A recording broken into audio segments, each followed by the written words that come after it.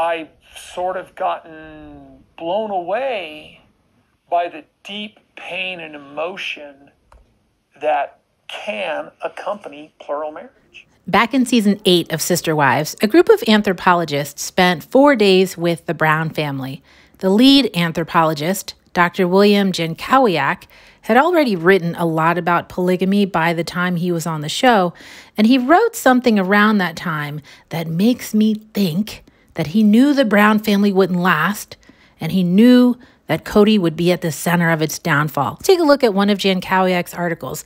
It's called Co-Wives, Husband, and the Mormon Polygynous Family. It is a very academic piece. So I'm going to let you know what I think the article is saying, but I'm also going to leave a link to it in the description box so that you can read it if you want to check it out. To me, Dr. Jankowiak is saying fundamentalist Mormon polygamous families, such as the Brown, especially the men, so Kody Brown, they can become overwhelmed by the shame and the guilt they feel for not being good at plural marriage.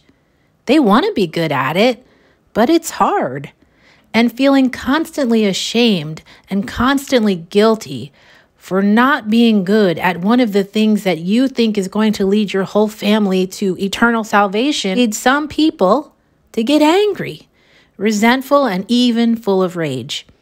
Now, I think this is exactly the path that Kody has been on since the show started, and probably before that. In the beginning, he was trying, okay? Kody didn't always get it right, but I think he was trying in the beginning. And there came a moment where Kody started to show his resentment.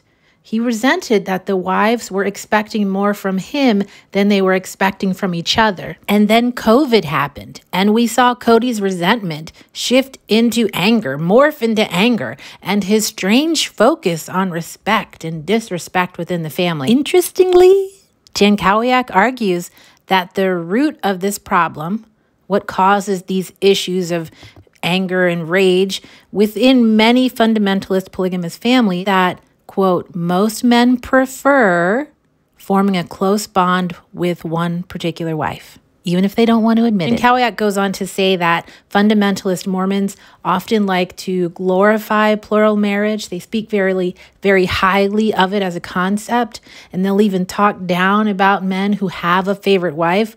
But through Jankowiak's research, he's determined that it seems almost inevitable that a plural husband will have a favorite wife. Jankowiak published all that in 2008, so a few years before he ended up appearing on Sister Wives.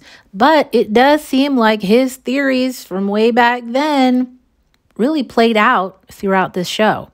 So Kody did find a wife that he connected with.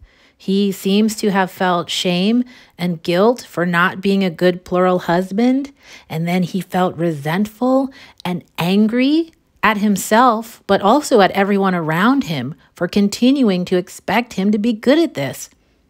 The internal shame, the guilt, the anger, resentment, according to Jankowiak, is often what leads to the implosion of a plural family like the Browns. If you haven't watched season 8 before, or you just haven't seen it in a while, here's a quick review of what happened on the show.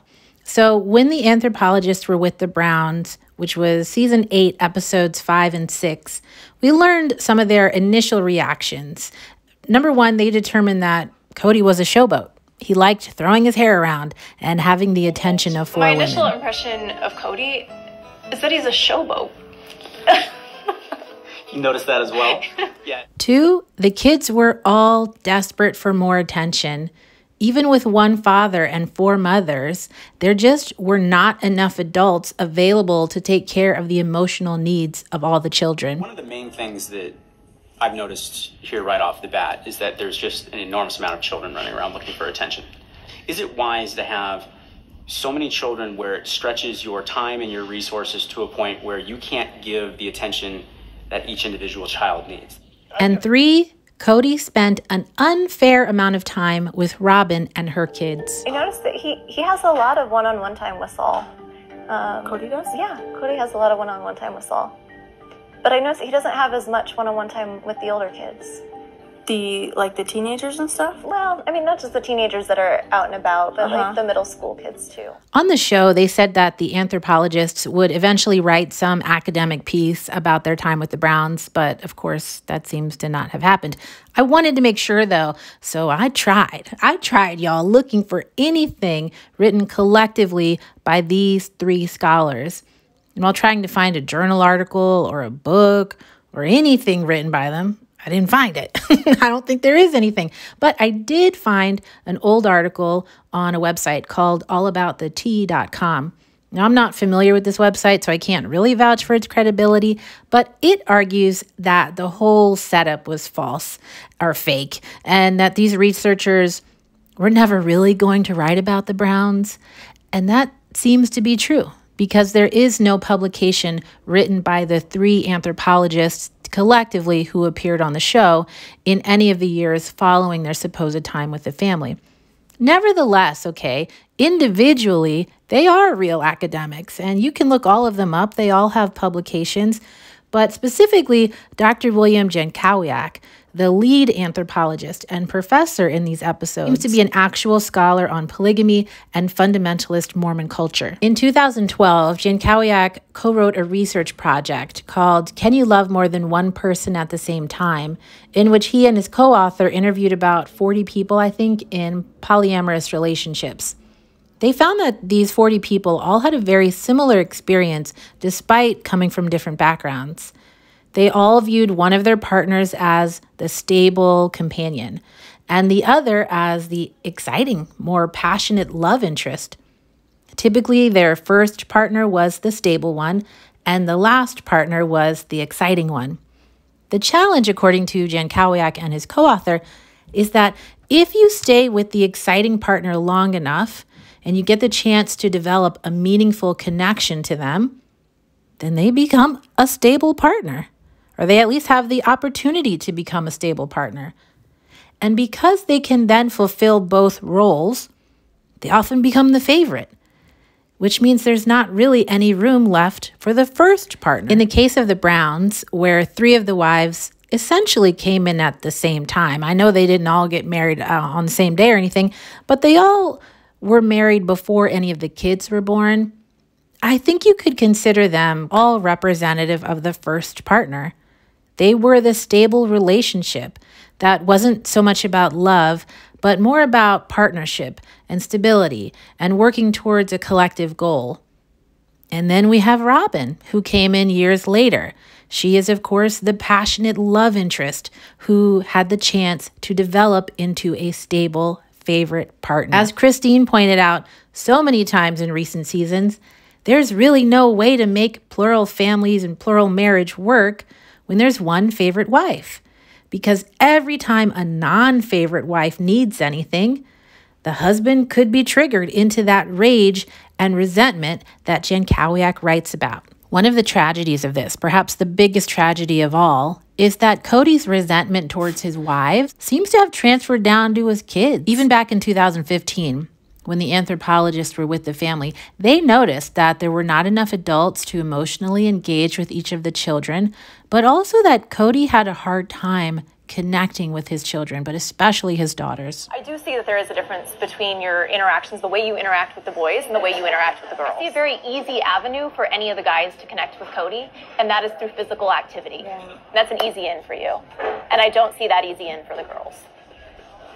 You might remember that in the middle of the anthropologists being with the family, Solomon, who was the youngest at the time, he had to have some kind of dental procedure done. I don't think they ever said what the procedure was, but Robin shared that he was going to be put to sleep basically because he was so young. He suggests that it was the type of procedure that an older patient could have had done and not be put to sleep. Nevertheless, Robin was really stressed about it, and Kody was right there with her. All I did is just completely freaking me out. She's not feeling peaceful. So we're going to get Solomon to the surgery center and get this dealt with. And once this is done, she'll come back a little higher. She'll feel better. Very protective mom.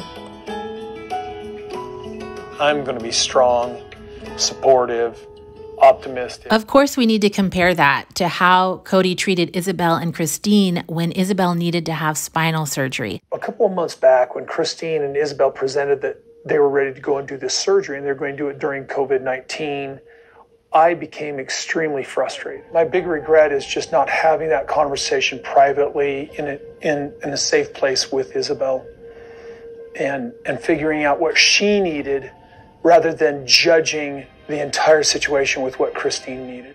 Kody seemed upset that Christine had the audacity to ask him to go with her to the hospital when he's already doing so much. Will these people never be satisfied? Okay, let's take a step back. The show started, in 2010, with the goal of showing us that polygamy works, that the Browns were so good at this that they would not only meet, but exceed our expectations. And unfortunately, they did not meet our expectations, but I think they did end up meeting Jan Kowiak's.